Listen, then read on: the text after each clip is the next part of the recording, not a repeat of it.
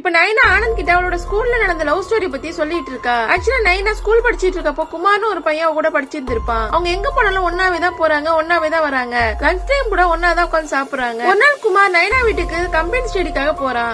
அப்ப நைனாவோட அம்மா படிங்கன்னு சொல்லிட்டு வெளியே போறாங்க. அப்ப வீட்டுல இருக்க ட்ரிங்க்ஸ் எடுத்து வந்து நைனாவும் குமாரும் குடிக்க ஆரம்பிக்கிறாங்க. இப்ப கொஞ்ச நேரத்துல அவங்க ரெண்டு பேரும் போதை ஆகுறாங்க.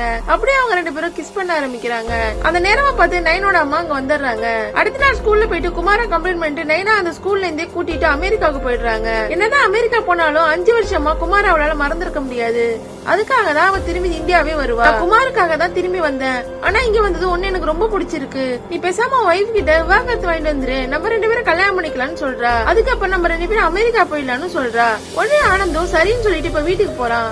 ஏற்கனவே சம கோவத்துல இருந்த நந்திதா இப்ப ஆனந்த பார்த்து இந்த போன்ல இருக்க பொண்ணு யாரு, இவ கூட நீ என்ன பண்ணிட்டு இருக்கன்னு கேப்பா. ஆனந்த் அதுக்கு பதில் சொல்லாம உன்னை பத்தி எனக்கு தெரியும், நீதான் இருக்கிறதுலே ரொம்ப கேவலமான கேரக்டர்னு சொல்லி அவனோட கேரக்டரையே மட்டமா பேசுறான். இப்ப இவங்க ரெண்டு பேரும் போட்டுட்டு இருக்க சண்டை வீட்டுல இருக்க எல்லாருக்கும் தெரியுது.